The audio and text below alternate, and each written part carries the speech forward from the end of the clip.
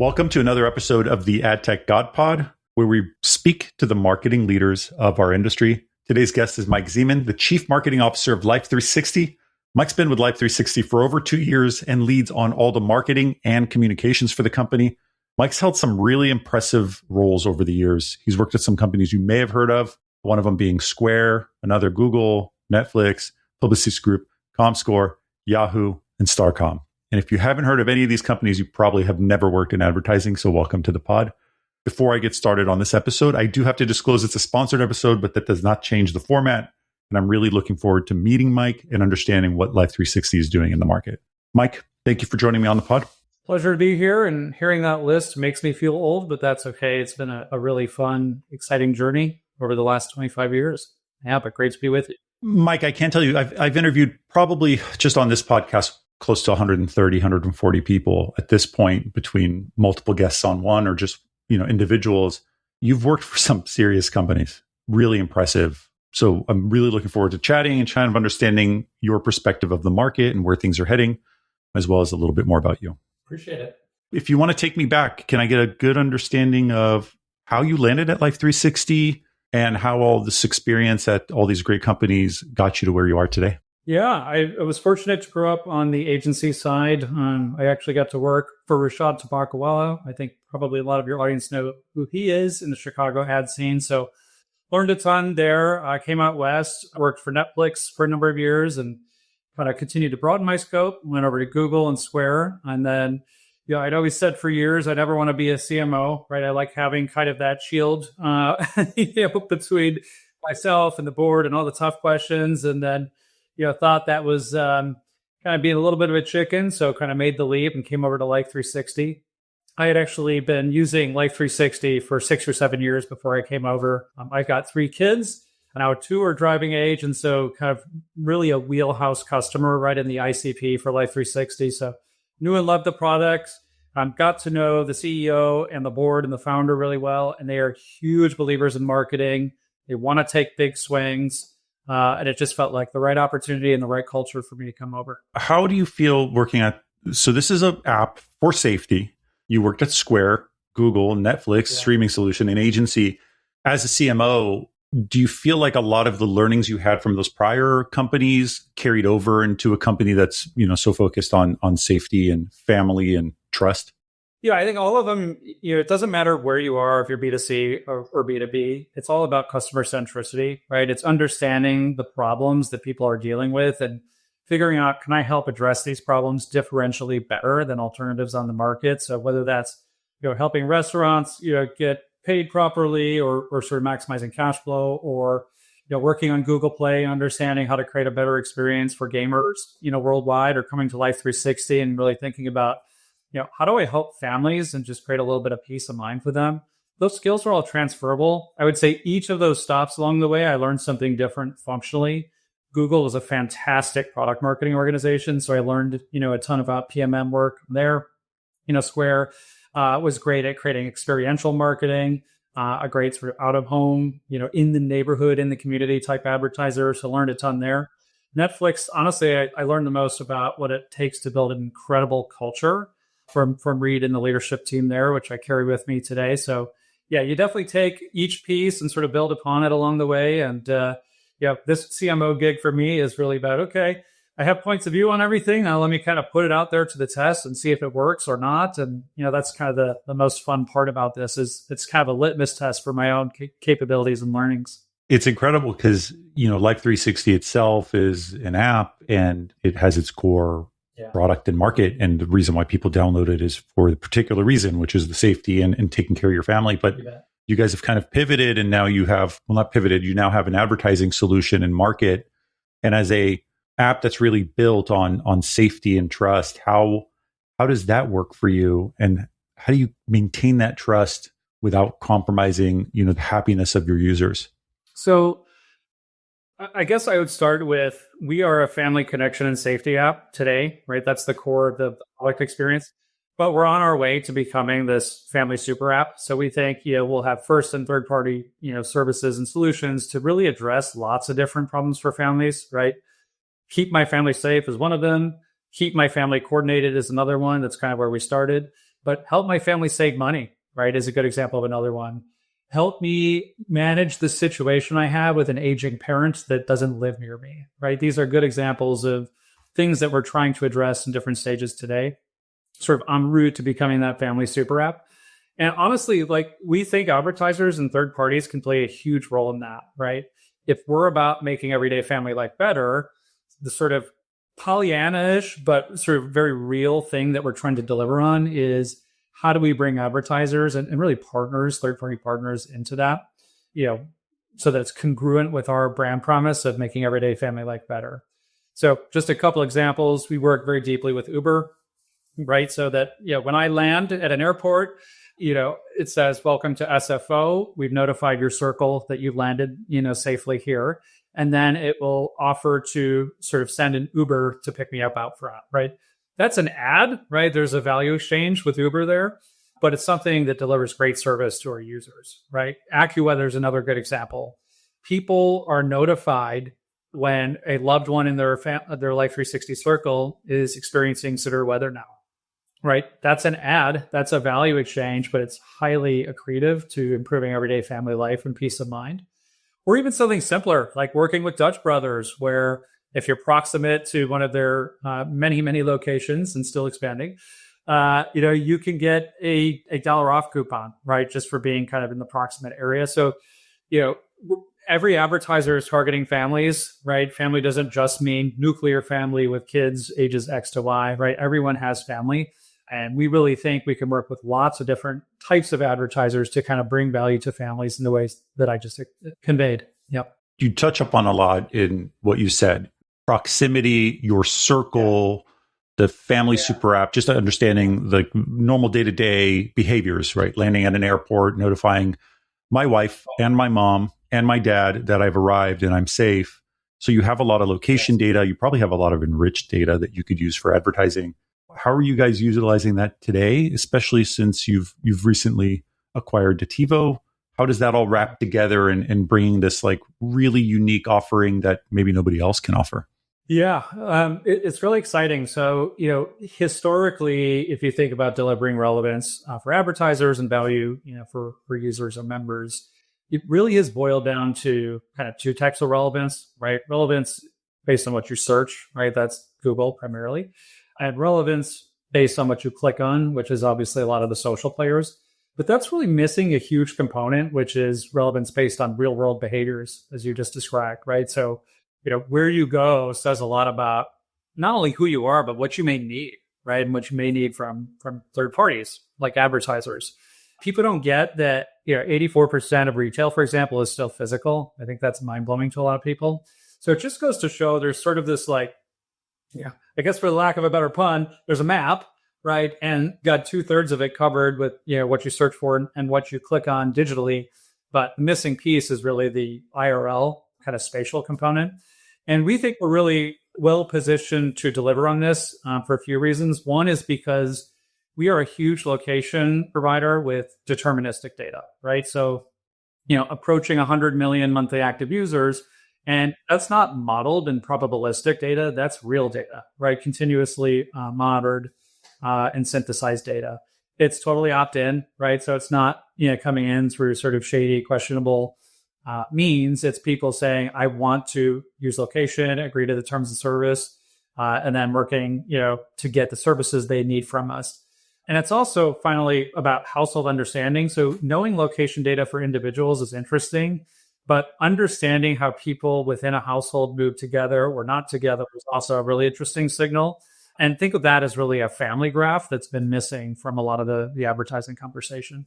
Yeah, and I think maybe that's where I was leaning into was the web of family members, understanding behavior of when I am with one child, when I am with my spouse, when we're usually together and moving together, how the messaging could change.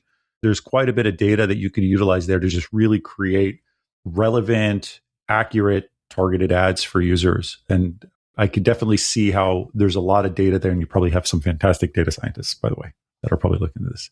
Yeah, indeed you do. Indeed we do. When you look forward in the industry, we've covered a lot on this pod over the last, I would say, 6 months or so. People are talking about, behavior changes across the open web, You obviously have a moat around that. It's not the open web. You've got your app, you've got your users. Behavior changes Yeah. for search. That's changed as well. They're moving to LLMs. But I would love to hear your perspective. Like, what are some trends that you're excited about over the next 6 to 12 months? And this can be related to Life360 or not. But what excites you about what's happening in the advertising industry? Never a dull moment, but no, I think it's, I've been in the ad space for just about 25 years. And I've never been more bullish about marketing's value. I hear a lot of talk about like, oh, advertising is just less relevant. Brands don't matter as much. And I just don't think that that's true at all. And I believe marketing is really most effective at its extremes, right? And so what I mean by that is, you probably heard the barbell example before, but I think marketing is best when it's really evocative, like really kind of breaking through the noise, putting brands in the zeitgeist, et cetera. And then when it's really performant, right? So it's driving results for an advertiser or, member value, right? So delivering something a user wants, right? Which an advertiser can facilitate. And I think we're better now at both of those things than we've ever been, right? You think about, storytelling and the explosion of video. I mean, CTV is like the epicenter of every conversation that I have, right? And there's so much video first thinking out there, which I think is great because video right now, at least, is the most evocative, format because of the sight, sound, and motion of it.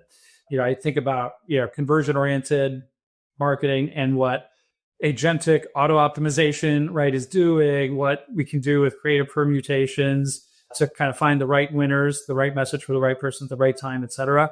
And we're just getting better at both of those things. And I think we're doing less of the stuff that's in the middle, which I think is right. And where not only folks like myself can kind of stay employed, but obviously as agencies think about their future, like those things are more fun, I think, than a lot of the stuff that's kind of in the middle. So I'm excited to see how that space evolves. I would say, AI is interesting as well in that, there's all these unknowns out there right now, right? And I think it's triggering togetherness in a way I haven't seen within the industry before. And I'm not sure it's fear-based, although I think it's partially fear-based at least. It's more like, how do we figure out as a community how to prepare for this thing? And so there's this intensity of knowledge sharing that's happening like I've never seen. I've been to more valuable networking dinners this year than at any point in my career, having that conversation and being part of it. And I think it's also facilitating a really healthy respect for early career folks. I know it's really hard right now, for people coming out of college and trying to find work. But I will say, in my earlier years, especially agency side, there wasn't a great deal of respect for your media associate, right? And now it's like, oh my gosh, like you better listen to the 21-year-old, right, who is an AI native. And there's just so much better two-way value exchange than it's ever been between mid and late career and early career. I want to talk about two of the points that you brought up, and then I would love to hear some advice from you as someone who's so successful and accomplished in marketing and working at these companies. But I think the first one is the brand building topic that you talked about. I do feel that there was a long period of time where brand building was not as important. It was really a performance-driven ad economy, if you want to call it that. It's all performance. It's all just how do we get ROI? What are we spending? How much are we getting back? What's our ROAS? And I have seen this rise of the importance of brand building and storytelling in the market. And I love that you had actually brought that up because it's something that used to frustrate me that I could go buy something for $4, but there's no brand association. But I would much rather pay $6 and get something with a brand that I trust. And I think there's an extreme undervalued perception of how important a brand is in market. How do you do that for your app? Like, how do you do that for your product to get people to associate family, safety, etc., for a brand like Life360? Well, it's super fun. I could talk about this topic all day. Me too. I mean, so for us, it's, we've got some pretty big competitors depending on how you define our competitive set, but we know who we're for. And we're for families, right? And so we know that our app brings families a lot of joy, right? And it also saves lives, right? So we have emergency dispatch, crash detection, et cetera, for safety purposes for families. So we go out and we create what we call demand creation work. Some people call it upper funnel. Some people call it branding. Doesn't really matter. I think of it as evocative product marketing is the sort of framing I use. But we go out there and we paint these really evocative pictures of the value we provide. So for example, last year we launched a spot called I Think a New Dying, right? And it was an animated spot. And I remember that. yeah, I remember that. Yeah, that was pretty extreme, by the way. That was like pretty extreme, but that was good. You noticed it, right? And we're not spending tens and tens of millions of dollars against it, right? But it got 30 million organic views on social. So like we're coming out there and speaking to these truths about what it's like to be a parent right now, right? And the anxiety you have, and one of those anxieties is you don't know where your kids are, so you kind of presume they might be dead, right? Or in trouble, right? Which is kind of extreme, but like that's where parental minds go. But I agree. Yeah, so we lean into that, right? We want to make people laugh, or we want to make them cry, because we feel like there's a clinical middle where everything is ignored and where 95% of advertising sits. So that's kind of what we're trying to do to sort of build our brand, is lean into that. It's funny because I leaned into, I think this account in particular has changed so much over the last year, probably because I'm way busier doing normal work rather than just focusing on the pod and community and pieces. And that's okay. And I think that's an evolution. But I used to lean in a lot on the emotion piece, the frustrations in the market, the frustrations for employment, the frustrations for employees, and for companies overall. And you're right. When you touch up on emotion, it is probably one of the strongest marketing tactics you can do. If it resonates, it really resonates, and people just remember. And I think that's one of the big things that I focused on with this was like, what are people really feeling that they're not talking about? I can do this because I'm anonymous, so I'm just going to post it. Totally. Think about this. Like, advertising is content, right? Do you want to go to a movie theater and see something that's like neutral or benign? Like, no, you want to go feel something, right? Whether it's funny or horror or whatever it might be, a romance, whatever. So why do we have so much advertising that's not doing the same thing if it's content, and it's content to persuade people? I totally agree. When it comes to AI, it's kind of the second topic you had brought up. It is changing a lot. I think people in particular are starting to, I feel like this peak of fear has been reduced lately. Like, I think there was a lot of fear 6 months ago. I think there's still a lot of concern now.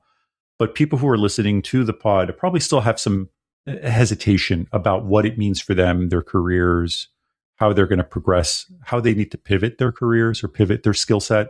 I'd love to hear from you as someone in the industry today, whether junior or senior.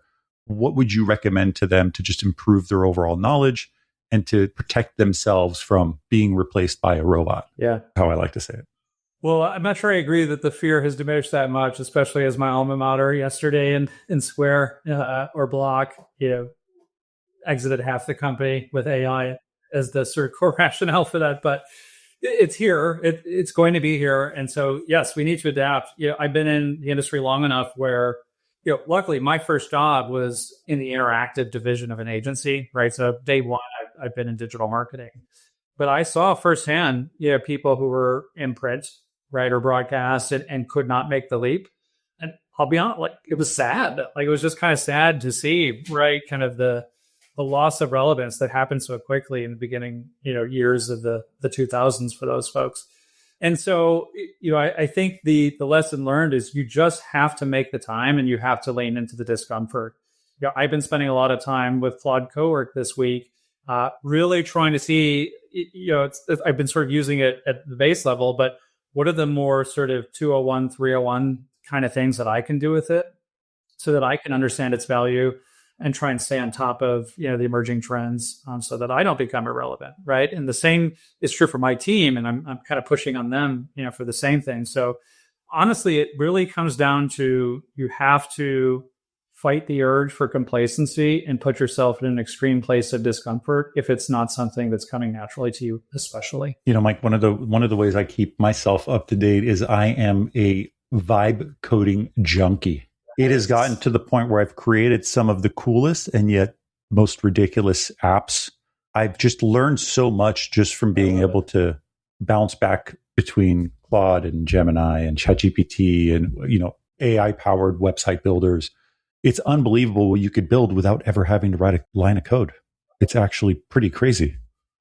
And, we all have these sort of moments, both personally and professional, where it's like, I know exactly where I was when X happened, right? And it's like this visceral feeling. The first time I created an image on Dolly all those years ago now, which is crazy, I couldn't believe that you could do that, right? And now that's like ridiculously, simple. So it's fun to be a part of this evolution for sure. I remember waiting to get access.